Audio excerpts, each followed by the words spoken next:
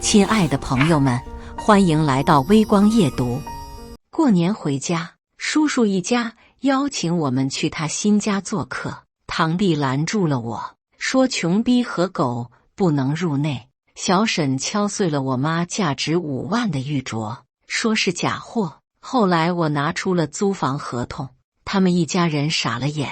是的，这房子是我买的，并且全款买了2套，而叔叔一家只是租客。接下来开始我们本期故事，记得点击订阅并开启小铃铛。哎呦，林浩，你架子可真大，多大个人了，真是一点长进都没有，让一屋子人等你自己。我刚进门，婶婶就开始挑我的刺。几年不见，她这尖酸刻薄的模样还真是一点都没变。不好意思，我在路上有点事情耽搁了，我解释道。我呸，你就是打工仔一个，还能有什么天大的事？比来我家吃饭重要啊？是不是小区保安嫌你寒酸，不让你进来啊？堂弟林怀坐在沙发上，一边嗑瓜子，一边斜眼看着我说道。这林怀只比我小几个月，从小就和我不对付。上学的时候，我俩在一个班，我成绩好，他却每次都是倒数。因为嫉妒我的成绩，他甚至带头霸凌我。到现在，我还记得从课桌里掏出一条蛇的那种心悸感。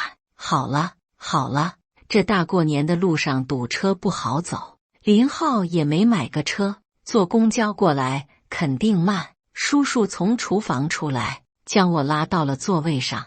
我爸妈在一旁尴尬的陪笑，都说兄弟是手足。可是这么多年，叔叔一家总想压我们家一头。爸爸那年骑车摔了一跤，叔叔看到了摔倒的爸爸，居然绕着路走，原因是怕我爸要住院，向他借钱。就这样，我爸爸由于送医不及时，落下了毛病，如今左腿走路还不利索。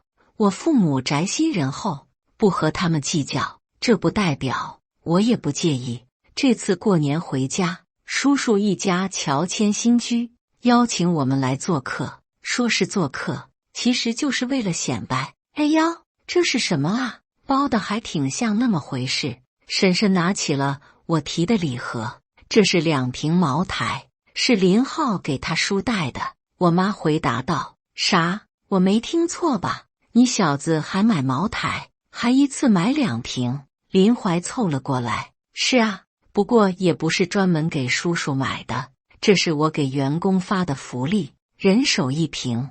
我老老实实的答道。哈哈哈，林浩，你要笑死我吗？神特么员工福利，怎么2年不见，你成大老板了？林怀笑的眼泪都流出来了。也不是大老板，我公司目前有50个人，算是中等规模。林浩啊，你是不是还没睡醒呢？就你这怂样，连个正式单位都进不去，还开公司呢？林怀戏谑地看着我说。妈，正好咱家不是要灌腊肠吗？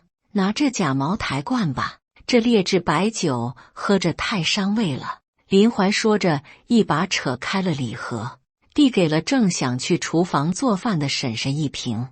林浩啊，你来叔家不提东西也没事，咱别整这假玩意啊，搞不好会喝死人的。叔叔皱着眉头，将剩下的那瓶茅台扔到了一个角落里。他说，林浩，这酒不是假的。妈妈想为我说2句话。行了，嫂子，你是不知道这行情啊，如今2瓶茅台要几千块，林浩1个月才挣那俩钱，还舍得给我喝这好酒，想喝茅台还得靠我儿子啊。说着，叔叔自豪地看向林怀。不知怎么回事，一向爱说大话的林怀此刻却将头别到了一边。林浩啊，你们一家也就是沾我们的光了，还能来一次这高档小区，否则就凭你自己啊，这辈子估计也难踏进这个门。叔叔没有得到林怀的回应，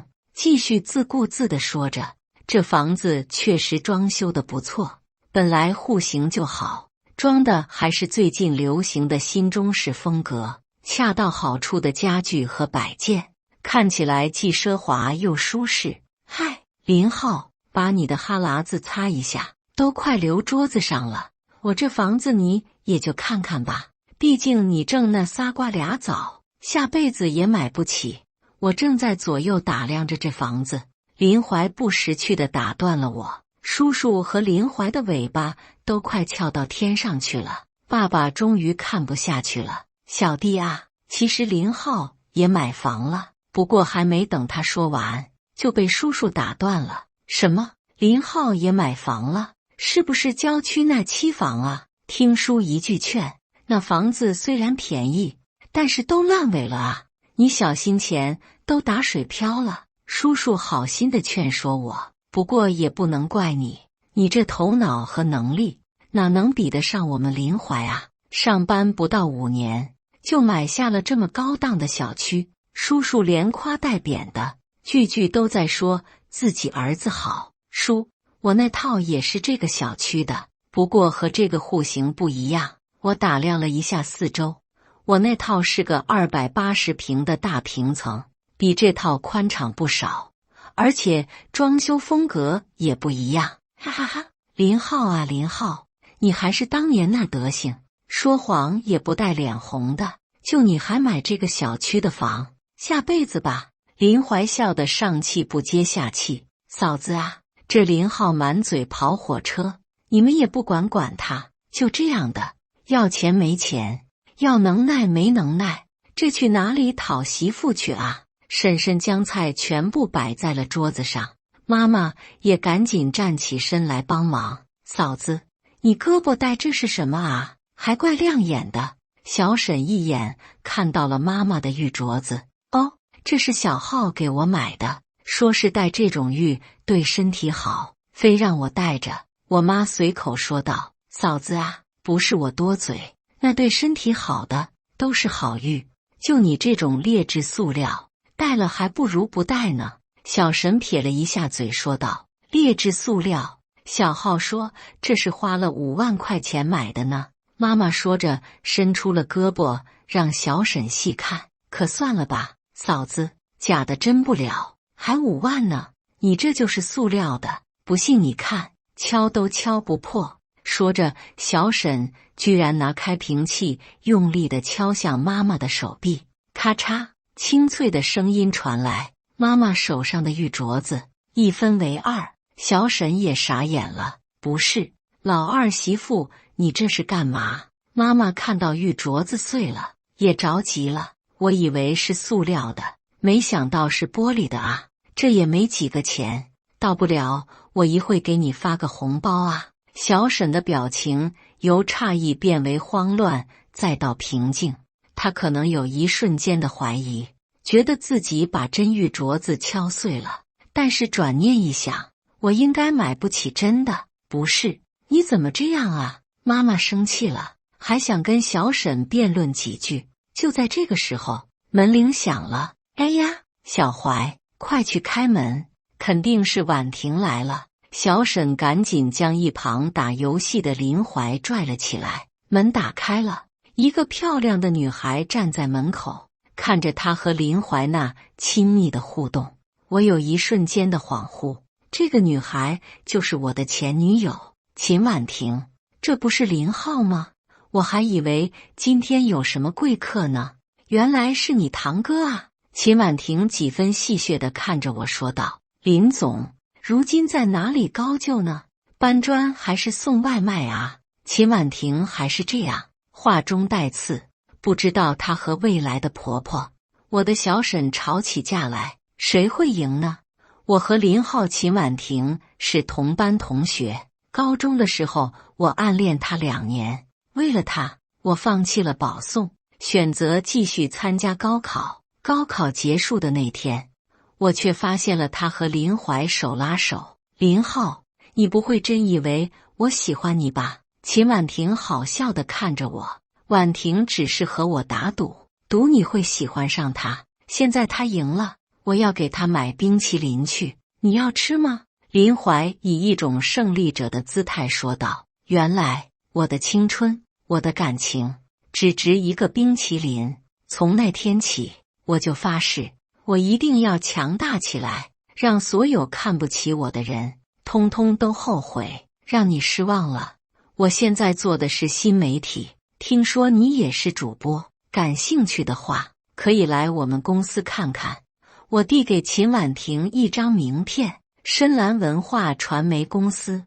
你为了打肿脸充胖子，居然还造了一堆假名片，真是难为你了。秦婉婷看我的眼光更加鄙夷了。假的？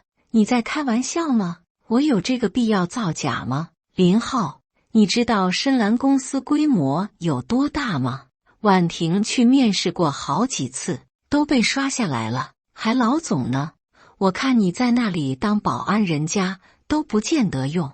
林怀冷笑着看着我说，也是，深蓝公司的保安都是西装革履的，就你这样，还真的够呛能入职。秦婉婷瞥了我一眼说道，我来的时候本来是穿了一套西装，可是在路上有急事，就把衣服给丢了，里面的衣服也弄脏了，我着急过来也没顾上换衣服，所以这就成了我混得不成功的证据了。他们这群人狗眼看人低的毛病还真是一点都没改。婉婷啊，你跟着我们林怀准没错，他现在可是铁饭碗，以后升职空间还大，和他结婚后啊，你就等着享福吧。小沈骄傲地看着林怀说道，呵呵，还真当这里没明白人了，谁不知道你儿子的本事啊？林怀成绩不好，当初只上了个3流的民办大学，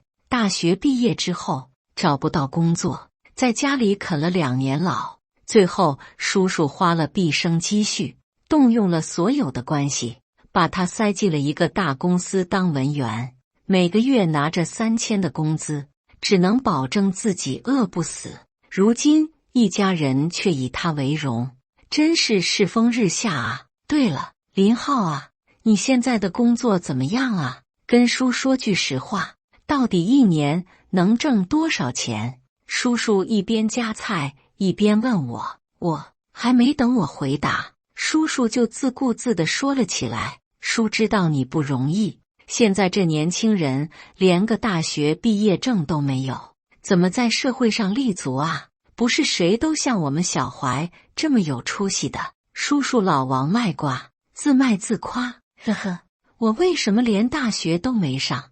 那还不是拜你们一家人所赐。当年我的成绩优异，老师都是上个重本不成问题，可是偏偏在高考当天，我患上了肠胃炎，尽管上吐下泻，我依然坚持去了考场，最后毫无意外，我发挥失常，名落孙山。而高考的那天，我吃的正是林怀好心送给我的蛋糕。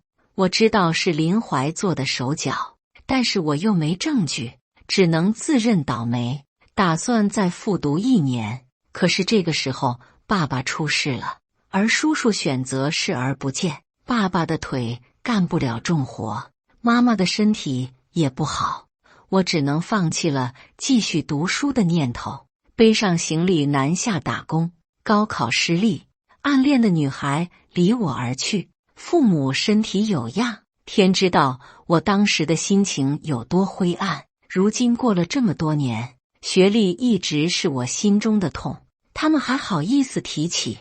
那有几个人能有我们小怀这本事？人长得好，又会念书，如今还找了个这么好的女朋友。小沈夸起林怀来，眼睛笑得都眯成了一条线，我爸妈只能小心地在一旁陪笑。这么多年来，爸妈一直被叔叔一家看轻，为了我也受了不少的窝囊气。如今我的羽翼渐丰，不能再让父母跟着我受罪了。叔叔，我现在事业刚起步，每年能挣个几十万，不过明年我公司打算扩大规模，到时候年入100万应该就没什么问题了。我放下筷子，说出了实话。这群人的丑恶嘴脸，我是一点都看不下去了。可没想到我这话一说出口，竟引起了哄堂大笑。林浩啊林浩，你吹牛也不打个草稿，还年入100万呢，你以为自己是王健林啊？先挣个一个亿玩。林怀笑的酒杯都拿不稳了。林浩，你以为自己还是当年的优秀生啊？还几百万呢，先给自己买件好外套穿吧。秦婉婷的头抬得高高的，像一只骄傲的孔雀。你这孩子啊，说实话也没人笑话你，都是自家人，干嘛还打肿脸充胖子呢？叔叔惋惜地看着我说，果然人是挣不到认知以外的钱的。我当年南下打工，在工厂流水线做过，也送过快递，很累，挣的也确实不多。后来我接触到了新媒体，接着就迎来了短视频直播的风口。运气、机遇，再加上我的努力，我终于获得了成功。去年，我成立了自己的文化公司，并且靠着独特的运营和好的作品，迅速出圈。如今我的公司有多个人气网红，还创造了自己的服装品牌。秦婉婷只是一个小主播，她的作品我看过，和我公司的主播相差甚远，所以一直没有录用她。当然了，她也没有机会见到我。我们林浩没说谎，他今年确实挣上钱了，不仅买了房，还给我买了手表，说要孝敬我呢。爸爸着急了，开始替我辩解，并且伸出了胳膊，展示我给他买的手表，这是劳力士。一边的秦婉婷看了一眼，说道：“可别瞎说了，劳力士多贵啊，一块要10几万，这不是要林浩的命吗？”林怀捅了一下秦婉婷，不过看着确实像那一个新款啊。秦婉婷半信半疑地说道：“我儿子说这表要20万呢，怎么样？这下你们相信了吧？”爸爸洋洋得意地举着手，我爸终于也能为自己的儿子骄傲了。这么多年来，我爸一直在自责，他觉得我没能上大学都是因为他。如今看到他这么高兴，我所做的一切都值了。林浩，你给自己妈买假手镯，还给爸爸买假表，感情你是开了个货公司吧？什么时候也给自己整个假车开开啊？林浩鄙夷地看着我说：“我有车，不用买你说的假车。”我将车钥匙往桌子上一扔，这是啥车的钥匙？奔驰吗？叔叔拿了起来，仔细看了一圈，他别的爱好没有，就是喜欢研究车，这次应该说不出什么来了吧？爸，这是假的吧？林浩造假造上瘾了还。林怀毫不在意地说道：“不是，这确实是奔驰车的钥匙，还不便宜，估计得带几10万的车。”叔叔研究了一番说道：“林浩啊，你说你也是的，有这钱，先给你爸妈买个大点的房子住多好，租这一天车得好几百吧？这孩子本来就没几个钱，环境乱花。”叔叔摘下了老花镜。对呀，林浩，这面子哪有里子重要啊？你说你来自己老叔家，还租车撑场面，累不累啊你？小沈轻蔑地看了我一眼，我正要回击他们，这时候门铃响了，一个西装革履的男人站在门口。不好意思，请问林浩先生在这里吗？我们是劳力士专柜的工作人员。林先生那天买的表有点瑕疵，现在专柜要召回。此话一出，刚才一直在闭闭的几个人瞬间没有了声音。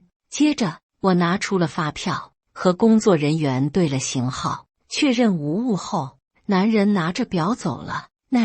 这个表真的值20万？叔叔不可置信的又问了一句：“先生，您如果有兴趣的话，可以加我微信。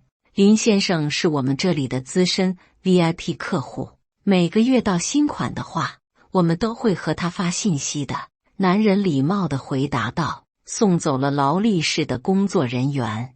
屋子里一片寂静，有钱买手表充面子，没钱给自己买身干净衣服。你这消费观还真是不敢恭维。秦婉婷从鼻孔里哼了一声：“不是，我是因为在来的路上救了一个老人，所以衣服弄脏了。我说的是实话，可拉倒吧。林浩，你说谎是有隐事吧？还演上了，你怎么不去当雷锋啊？”林怀讥讽地看着我说道。正在这时，电视上紧急插播了一条新闻：一个老人晕倒在了马路上，一个年轻人正在给他做心肺复苏。片刻之后，救护车来了，年轻人将自己的衣服盖在了老人的身上，还跟着救护车一起去了医院。现在全网都在找这个好心的年轻人。小浩，这人怎么看着有点眼熟啊？爸爸有点迟疑地看着我。你糊涂了？那明明就是小浩，你看这衣服都一模一样。妈妈拽了一下爸爸衣袖说道。视频是路人拍的，只拍了侧脸和背影，所以不太清楚。那个人确实是我，这也是我为什么直到中午才赶过来的原因。当时老人突发心脏病，我就按照我平时学的进行了紧急抢救。自从爸爸那年摔倒耽误治疗之后，我就自学了很多家庭急救知识，没想到还真派上用场了。我在外面守着，一直到老人脱离了危险，才赶了过来。外套也忘记拿了，在地上跪着救人的时候，衣服也蹭脏了。真不错，还真是见义勇为了。刚才我们都错怪你了。叔叔拍了拍我的肩膀，小浩真是好样的，我们全家都为你骄傲。爸爸甚至还鼓起了掌。林浩啊，光见义勇为有什么用啊？有本事你也赶紧讨个媳妇回来啊！你妈早就想抱孙子了。小沈又开始插刀了。是啊，你看我们林怀，房子车子都准备好了，就等着下个月和婉婷办婚礼了。叔叔骄傲地看着他的儿子和未来儿媳。就在这时，门铃又一次响了。林怀跑去开门。二公主，你怎么来了？不会是专门来找我的吧？你怎么知道我家地址啊？林怀一连串的问题，不难听出他此刻非常的兴奋。快进来，外面冷，别冻着你。林怀闪身让女孩进了屋。我找林浩，他是住这里吧？门口传来一个甜美的女声。我站起来一看，一个穿着一身白色裙子的女孩站在门口。如果说秦婉婷的颜值可以打6分的话，那这个女孩子绝对可以打10分。我就是林浩。我走了过去。你好，我是楚晴。上午是你救了我爷爷，我是专门来感谢你的。女孩朝我鞠了一躬，并且递给我一个袋子。这是你落在医院的衣服，我看到里面有你的名片，还有一张合同，所以找了过来，希望不会太冒昧。女孩的声音温温柔柔，和秦婉婷完全不是一个频道的人。二公主，我叫林怀。林怀兴奋的脸都红了，伸出手想和女孩握手，却被秦婉婷一巴掌给打了的下去。什么二公主？林怀，没想到你私生活这么乱，还去 KTV 找小姐。此话一出，全场再次寂静。你给我闭嘴！瞎说什么啊？这是我们公司董事长的二女儿，我们私下都叫她二公主。什么 KTV？ 乱弹琴！林怀一把将秦婉婷推到了一边。二公主，来都来了，快坐下一起吃顿便饭吧，顺便参观参观我们家，这可是我们林怀准备的婚房，你看看怎么样？小沈一听是董事长的女儿，立马殷勤了起来，拉着女孩的手就要去参观。不用了，阿姨，我是专门来感谢林浩的，事情办好了，我就该走了。说完，女孩就要走。楚小姐，别着急走啊！你看咱俩这也太有缘分了，居然能在这里遇见。这样，咱俩加一个微信，到时候我工作上有什么不懂的地方，你也好指点我一下。林怀说着就掏出了手机。你是？楚晴疑惑地看着林怀。哦，对不起，我忘记自我介绍了，我是销售部的林怀。林怀再次伸出了手。好啊，林怀，我算是看清你了，你是看到高枝就想往上爬啊？我就在跟前站着，你就到处发骚，还要不要脸了？秦婉婷声音尖利，脸色更是黑得像锅底。你胡说八道些什么啊？没看到这是公司领导啊？真是头发长见识短。林怀也生气了。好了，我还要去医院守着爷爷，我先走了。楚晴转身就要走。对了，林浩，我能加一下你的微信吗？正好这阵公司有个产品需要推广，我在网上看到过你们公司做的短视频，非常有创意，希望我们有机会可以合作。楚晴说着拿出了手机。好啊，我们到时候电话联系。我们公司的产品绝对让客户满意。我扫码加上了楚晴的微信。今天可真是个好日子，不仅救了一个人，说不定还能谈成一个大单子。林浩，你真的是深蓝的老总吗？送走楚晴之后，秦婉婷一副不可置信的样子。你还想我怎么证明？带着你去我公司转一圈吗？我好笑地看着他。林浩，那你能不能看看我的作品？我应聘过好几次了。秦婉婷拉住我的胳膊问道。嗨，干嘛呢？拉拉扯扯的，我还在这里站着呢。林怀一把扯开了秦婉婷。所以老总是真的，奔驰车也是真的，豪宅还有2套。林浩，你真是年少有为啊！你不知道我有多崇拜深蓝的老总，没想到是你。秦婉婷兴奋的脸都红了。哼，什么年轻有为，猪站在风口上也会被吹起来。林怀咬牙切齿地说道。行了，林怀，林浩如今可是深蓝公司的老总，年入100万，你是什么东西？毕业这么多年，还拿着4000的月薪，就会说风凉话。秦婉婷冷笑着说道。你这个小丫头，说话怎么那么难听？说实话，要不是你怀了我们老林家的种，根本就进不了这个门。小沈看不下去了，站出来为自己儿子鸣不平。哼，这个门谁想进谁进，我才不想在这里待着呢。秦婉婷说着就要走。婉婷，你别走。婉婷，林怀就差跪下求秦婉婷了。不走也行，除非你把这个房子加上我的名字。秦婉婷眼珠子一转，就是一个主意。加你的名字？林怀吞吞吐吐地问道。你个小狐狸精，真是会打算盘。这房子首付可都是我们老俩的棺材本，凭什么加你的名字？小沈站了出来。林怀，你到底加还是不加？秦婉婷厉声问道。我看不是他不想加，是根本加不了吧。我双手抱胸说道。你什么意思？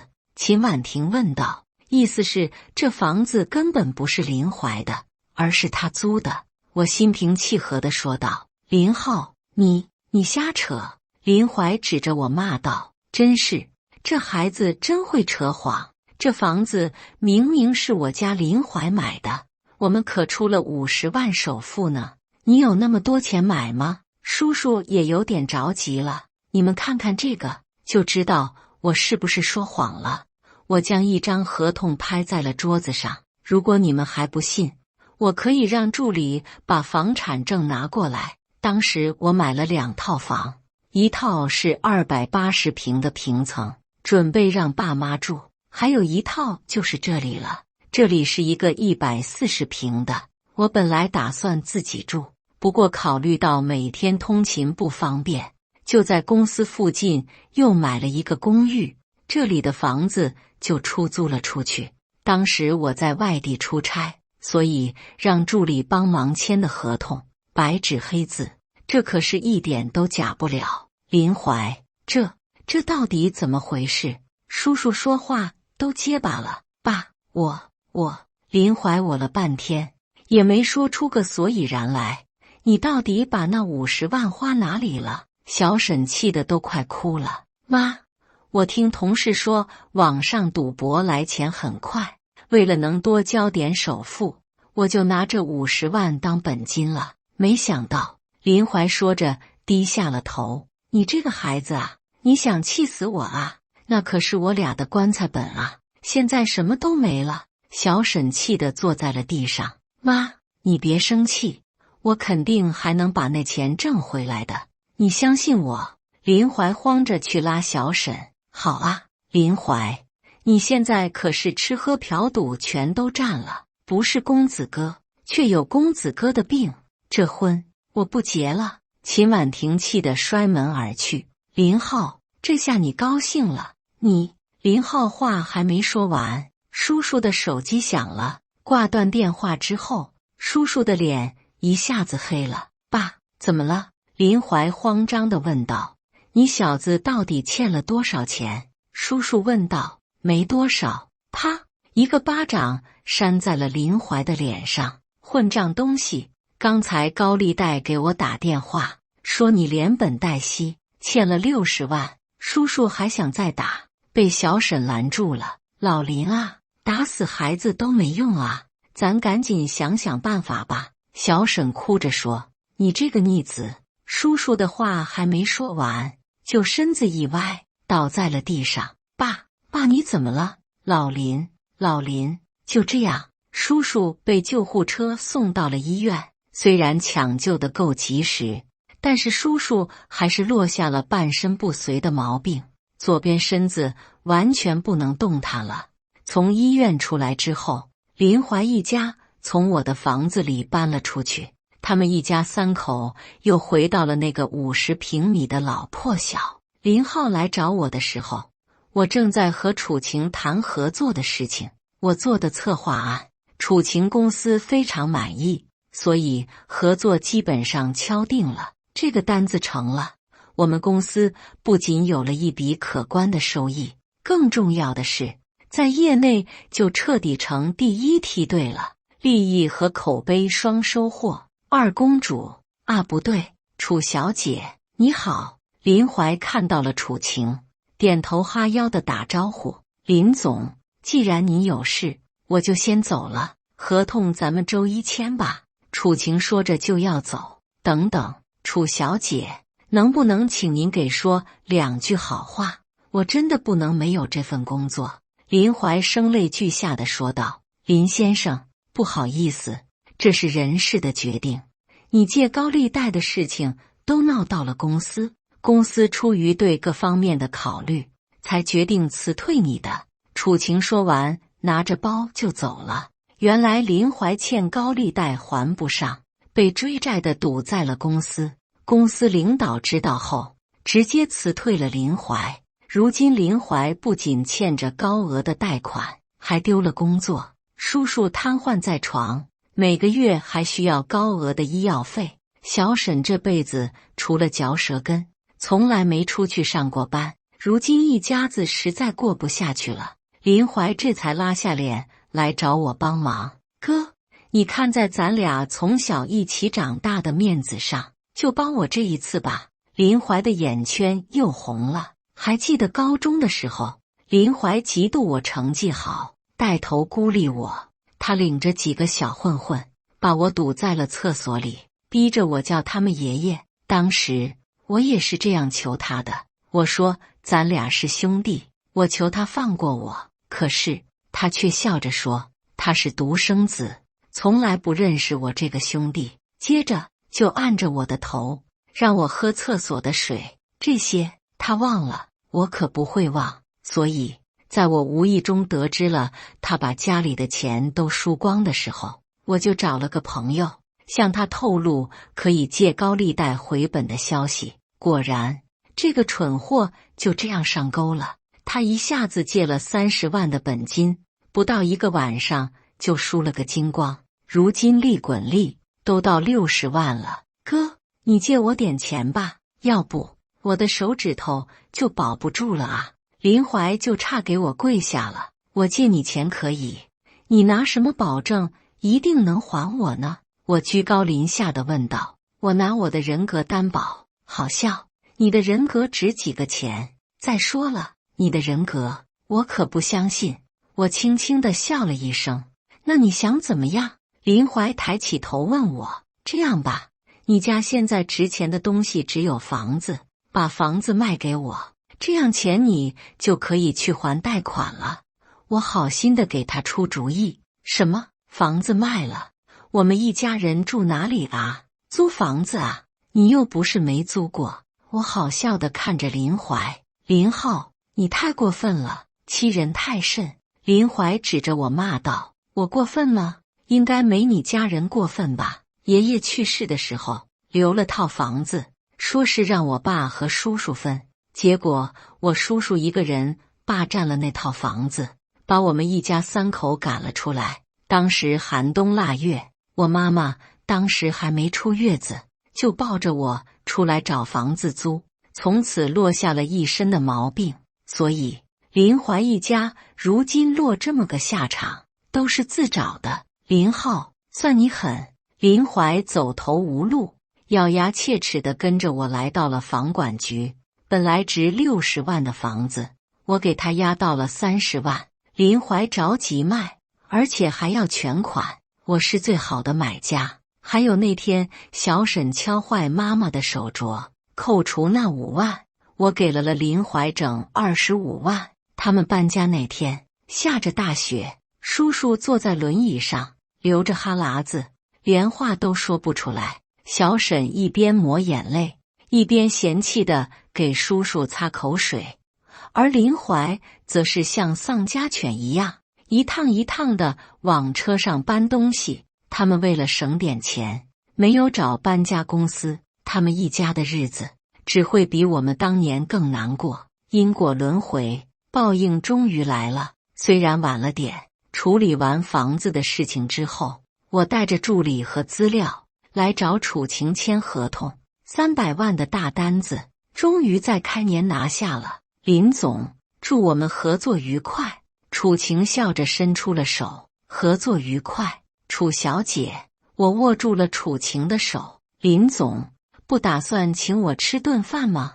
楚晴叫住了正要出门的我。啊，吃饭？我奇怪地问道。传闻中，楚家大小姐可是从来不和生意场上的人吃饭，怎么不舍得啊？楚晴俏皮地问我。不是，当然可以。楚小姐，地点你定吧。我受宠若惊。哈哈，你叫我楚晴就可以。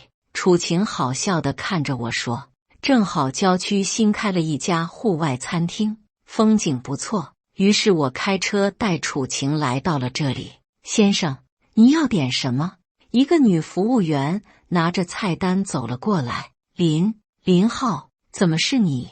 女服务员突然问道。我抬头一看，原来是秦婉婷。她和林怀分手后不久，就爆出来了丑闻，小网红之3当3，被原配当街暴揍。一向拜金的秦婉婷发现林怀只是一个空壳子，随后又迅速傍上了一个大款。没想到这大款居然有老婆，秦婉婷被当街抓了个正着。好事不出门，坏事传千里，何况这个互联网时代，事情不断发酵，秦婉婷的社交账号全部被封，没有一技之长的她只能来这里当了服务员。林浩，你帮帮我吧，让我去你公司当文员也行，只要不露脸的工作我都能干。秦婉婷哭着说道。我公司暂时不缺人，到时候需要的时候我再联系你吧。我自然是一口回绝。林浩，秦婉婷还想说什么，被餐厅经理打断了。你干嘛呢？第一天上班还不好好表现，和客人拉拉扯扯，小心连试用期都过不了。经理的训斥声传了过来，秦婉婷只能抹抹眼泪，走到了后厨去。美女流泪，你这个英雄怎么也不救美啊？楚晴调侃我说。我可是正人君子，你别误会。我急忙我自己辩解。哈哈，我知道，从你救我爷爷那一天，我就知道你是个好人。楚晴笑着说：对了，我爷爷现在康复了，哪天你跟我回家看看他老人家啊，他总念叨你呢。行啊，明天我就去。不过我以什么身份去好呢？就说是我男朋友，怎么样？太好了，求之不得。感谢大家的观看，本期故事精彩吗？欢迎大家在下方评论区吐槽。如果你喜欢这类故事，记得点击订阅微光夜读，并分享给更多的人，这会对我帮助很大。再次感谢大家的观看。